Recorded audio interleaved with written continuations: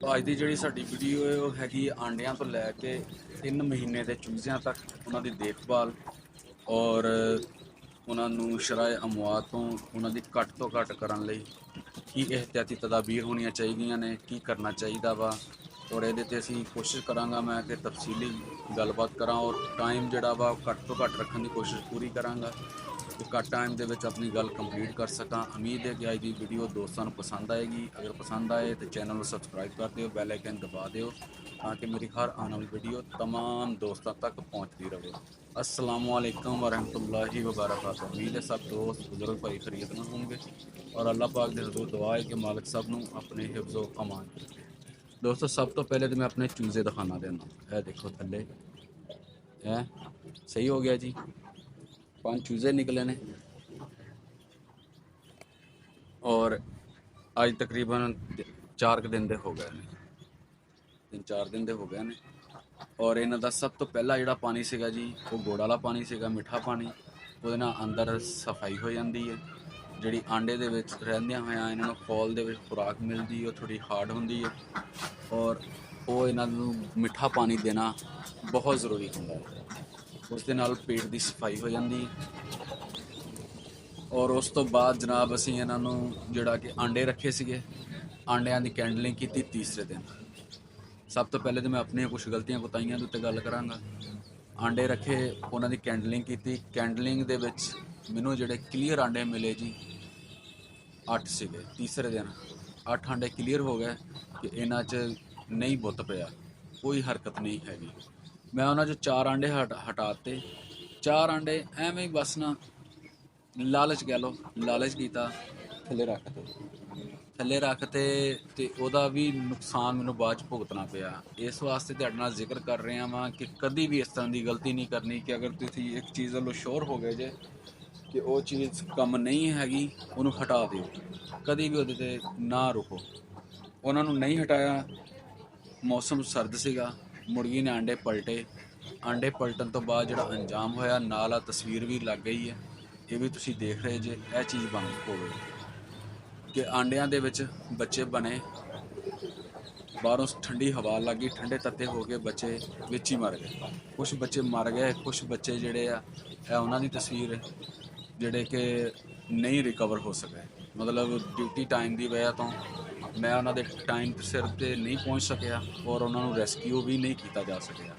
वो आंडे दे विच ही उन्हां दी मौत हो गई क्योंकि 8 तो 5 मेरी ड्यूटी है तो सुबह 8 बजे निकलना, उदों भी मौसम सर्द, 8 बजे ड्यूटी पर पहुँचना होंदा, घरों टाइम नाल निकलना, 5 बजे उत्थों निकलना, 5:15 5:30 घर आंदियां हो जाए। तो बाद अगे जी अगली आ गई गल इन्हां दी खुराक। आंडे निकलन तो बाद उन्होंने पहला जिहड़ा पानी देने तो बाद उन्होंने साफ शफाफ जगह ते रखो ताकि उन्होंने खुराक दा ते मिट्टी दा पहचान होवे कि आ साडी खुराक है तो आ मिट्टी है, इन्नों असीं खाना तो इन्नों नहीं खाना। क्योंकि पहले दिन जिसले पहचान तुसीं करवा दोगे आने वाले वक्त च तुहानूं परेशानी नहीं होए। छोटे चूजे खांदे ने जिहदे नाल उन्हां दा हाजमा खराब होंदा है और उन्हां दा शराय मौत बच जाती है। और उस तो बाद जिहड़ा कि असीं आंडे अक्सर जिहड़े बंदे इनकूबेटर च रख लैंदे ने। इनकूबेटर च रखण तो बाद जिहड़ा वा उन्हां नूं मां दे जिस्म दी टंपरेचर नहीं मिलदा जिहड़ा कि कम से कम तुहानूं 1 महीने तक ਇਹੋ ਜਿਹੇ ਸਰਦ मौसम ਤੇ ਤੁਹਾਨੂੰ ਇਸ ਤੋਂ ਵੀ ਜ਼ਿਆਦਾ ਜਾਣਾ ਚਾਹੀਦਾ ਵਾ। ਲੇਕਿਨ अगर शुरू ਦੇ ਵਿੱਚ ਤੇ ਕਮ ਸੇ ਕਮ 1 ਮਹੀਨਾ ਤੁਹਾਨੂੰ ਉਹਨਾਂ ਨੂੰ ਟੈਂਪਰੇਚਰ ਵਾਲੀ ਜਗ੍ਹਾ ਦੇਣੀ ਚਾਹੀਦੀ ਹੈ ਔਰ ਧੁੱਪ ਵੀ ਉਹਨਾਂ ਨੂੰ ਦੇਣੀ ਚਾਹੀਦੀ ਹੈ। ਜਿਸ ਤਰ੍ਹਾਂ ਕਿ ਮੈਂ ਹੁਣ ਇਸ ਟਾਈਮ ਬੱਚੇ ਛੱਡੇ ਹੋਏ ਨੇ, ਥੱਲੇ ਕੋਲ ਬੈਠਾ ਵਾਂ, ਦੂਸਰੇ ਚੂਚੇ ਵੱਡੇ ਮੁਰਗੇ ਕੋਈ ਵੀ ਉਹਨਾਂ ਨੂੰ ਡਿਸਟਰਬ ਮੇਰੀ ਵਜ੍ਹਾ ਤੋਂ ਨਹੀਂ ਕਰ ਸਕਦਾ। ਉਹਨਾਂ ਨੂੰ ਛੱਡਿਆ ਵਾ, ਧੁੱਪ ਤੇ ਆ, अपना चहलकदमी भी कर रहे हैं, अपनी मर्जी ने अगे पिछे जा रहे हैं। अगर किसी ने खुराक खानी खुराक खा रहा वा और पानी पीना पानी पी रहा वा। अगर कोई बैठना चाहता तो बैठा, धुप उन्होंने लग रही है। धुप जिस तरह इंसानी जिसम भी बहुत अहम आ, इसी तरह इन्हों के जिसम लिए भी अहम आ। खुआ छोटा परिंदा खुआ वड्डा वा, कबूतर आ, कोई भी परिंदा ना तुहाडा जानवर रखा है उन्होंने धुप तुसीं लाजमी लवाओ। वो तुसीं पिंजरा कढ के धुप ते रखो या उन्होंने धुप्पे छड्ड दिओ। वो जिस तरह तुहाडी सैटिंग बने तुसीं ये लाजमी करो। सही हो गया जी।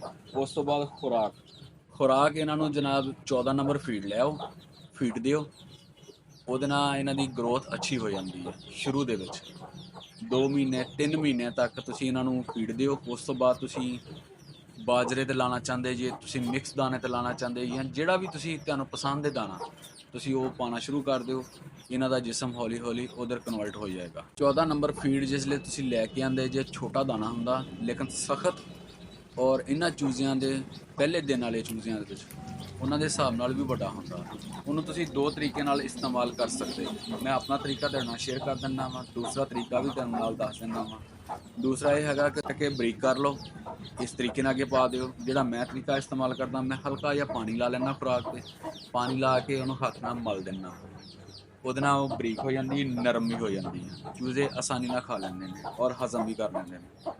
ਲੇਕਿਨ ਦੋਸਤੋ ਅਗਰ ਤੁਸੀਂ ਫੀਡ ਪਾ ਰਹੇ ਜੇ ਤੇ ਪਾਣੀ ਲਾਜ਼ਮੀ ਹੈ। ਹਰ 3-4 ਘੰਟੇ ਤੋਂ ਬਾਅਦ ਤੁਸੀਂ ਉਹਨਾਂ ਦਾ ਪਾਣੀ ਚੇਂਜ ਕਰੋ ਤਾਂ ਕਿ ਪਾਣੀ ਦੇ ਵਿੱਚ ਠੰਡਕ ਪੈਦਾ ਨਾ ਹੋਵੇ। ਔਰ ਇਹ ਦੇਖੋ, ਇਹ ਵੀ ਇੱਕ ਮੌਤ ਦੀ ਵਜ੍ਹਾ ਹੈ। ਇਹ ਪਾਣੀ ਵਾਲੇ ਮੇਰਾ ਬਰਤਨ ਦੇਖ ਰਹੇ ਜੇ, ਇਹਦੇ ਵਿੱਚ ਪਾਣੀ ਇੰਨਾ ਕੁ ਮਿਕਦਾਰ ਵਿੱਚ ਪੈਂਦਾ ਵਾ ਕਿ ਉਹਨਾਂ ਦੀ ਸਿਰਫ ਚੁੰਝ ਡੁੱਬੇ। ਅਗਰ ਉਹਨਾਂ ਦੀ ਨੱਕ ਦੇ ਵਿੱਚ ਪਾਣੀ ਗਿਆ, ਚੂਜ਼ੇ ਦੀ ਚੁੰਝ ਪੂਰੀ ਡੁੱਬ ਰਹੀ ਪਾਣੀ ਦੇ ਵਿੱਚ, ਤੁਸੀਂ ਇੰਨੇ ਮਿਕਦਾਰ 'ਚ ਰੱਖਿਆ, ਤੇ ਉਹ ਵੀ ਇੱਕ ਮੌਤ ਦੀ ਵਜ੍ਹਾ ਹੈ। ਕਿਉਂਕਿ ਜਿਸ ਲਈ ਚੂਚੇ ਦੇ ਸਾਹ ਲਈ ਨਾਲੀ ਵਿੱਚ ਪਾਣੀ ਜਾਣਾ, ਉਹਦੀ ਮੌਤ ਪੱਕੀ ਹੈ। ਸਹੀ ਹੋ ਗਿਆ ਜੀ। ਚੂਜ਼ੇ ਇਸ ਤਰ੍ਹਾਂ ਵੀ ਐਕਸਪਾਇਰ ਹੁੰਦੇ ਨੇ। ਇਸ ਵਾਸਤੇ ਉਹਨਾਂ ਨੂੰ ਬਚਾਉਣ ਲਈ ਜ਼ਰੂਰੀ ਹੈ ਕਿ ਤੁਸੀਂ ਉਹਨਾਂ ਦਾ ਮਖਸੂਸ ਪਾਣੀ ਵਾਲਾ ਬਰਤਨ ਇਸਤੇਮਾਲ ਕਰੋ ਜਾਂ ਖੁਦ ਤਿਆਰ ਕਰ ਲਓ, ਜਿਹਦੇ ਵਿੱਚ ਇੰਨਾ ਕੁ ਪਾਣੀ ਹੋਵੇ ਕਿ ਉਹਨਾਂ ਦੀ ਸਿਰਫ ਚੁੰਝ ਵਿੱਚ ਲੱਗੇ, ਪਾਣੀ ਨੱਕ ਨਾ ਉਹਨਾਂ ਦਾ ਡੁੱਬੇ। ਇੰਨੀ ਕੁ ਮਿਕਦਾਰ ਵਿੱਚ ਪਾਣੀ ਉਹਦੇ ਵਿੱਚ ਆਉਣਾ ਚਾਹੀਦਾ ਵਾ, ਉਸ ਬਰਤਨ ਦੇ ਵਿੱਚ।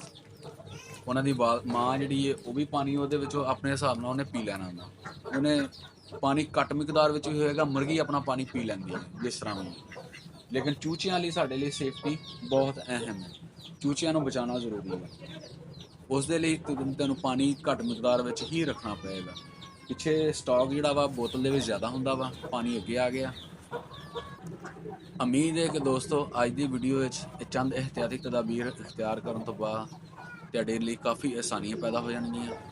ਅੱਲਾਹ ਪਾਕ ਮਾਲਕ ਦੀ ਜ਼ਾਤ ਸਭ ਲਈ ਆਸਾਨੀਆਂ ਪੈਦਾ ਫਰਮਾਏ। ਔਰ ਮੇਰੇ ਕੋਲ ਜਿੰਨਾ ਹੁਨਰ ਹੈ, ਜਿੰਨਾ ਇਲਮ ਹੈ, ਮੈਂ ਕੋਸ਼ਿਸ਼ ਕਰਾਂਗਾ ਉਹ ਤੁਹਾਡੇ ਨਾਲ ਸ਼ੇਅਰ ਕਰਦਾ ਰਹਾਂ ਮੁਖਤਲਿਫ ਮਰਹਾਲ ਦੇ ਵਿੱਚ, ਮੁਖਤਲਿਫ ਜਗ੍ਹਾ ਦੇ ਉੱਤੇ। ਕਿਉਂਕਿ ਮੇਰੇ ਕੋਲ ਅਮੂਮਨ ਜਿਹੜੇ ਆ, ਜਾਂ ਤੇ ਕੋਈ ਸਵਾਲ ਬੰਦਾ ਪੁੱਛੇ, ਫਿਰ ਬੰਦੇ ਦੇ ਦਿਮਾਗ ਦੌੜਦਾ ਵਾ ਕਿ ਹਾਂ ਯਾਰ ਇਹ ਟੌਪਿਕ ਜਿਹੜਾ ਵਾ ਇਹਦੇ ਤੇ ਕੰਮ ਕਰਨਾ ਚਾਹੀਦਾ ਵਾ, ਤੇ ਜਾਂ ਉਹ ਚੀਜ਼ ਜਿਹੜੀ ਹੈ ਖੁਦ ਆਪਣੇ ਤੇ ਬੀਤ ਰਹੀ ਹੋਵੇ।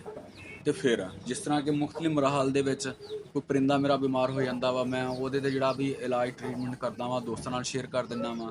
ਜਾਂ ਜਿਸ ਤਰ੍ਹਾਂ ਬੱਚੇ ਨਿਕਲੇ ਆ, ਪਹਿਲੇ ਇੱਕ ਵਾਰੀ ਨਿਕਲੇ ਆ, ਉਹਨਾਂ ਤੇ ਅਲੱਗ ਟੌਪਿਕ ਬਣਾਇਆ ਵਾ। ਇਹ ਬੱਚੇ ਨਿਕਲੇ ਨੇ, ਇਹਨਾਂ ਤੇ ਅਲੱਗ ਟੌਪਿਕ ਬਣਾਤਾ ਵਾ। ਮੁਰਗਾ ਜ਼ਰਾ ਨਾ, ਮੁਰਗੀ ਚਲੇ ਗਈ ਉਹ ਦੇਖੋ ਮਿੱਟੀ ਦੇ ਵਿੱਚ ਗਏ ਨੇ। ਠੀਕ ਹੈ ਦੋਸਤੋ, ਖਾਲਿਦ ਮਹਿਮੂਦ ਨੂੰ ਇਜਾਜ਼ਤ ਦਿਓ। ਅੱਲਾ ਨਿਗਹਿਬਾਨ। ਅਗਰ ਕਿਸੇ ਦਾ ਵੀ ਕੋਈ ਸਵਾਲ ਹੋਵੇ ਉਹ ਆਪਣਾ ਕਰ ਸਕਦਾ, ਮੈਂ ਉਹਦੇ ਟੌਪਿਕ ਦੇ ਉੱਪਰ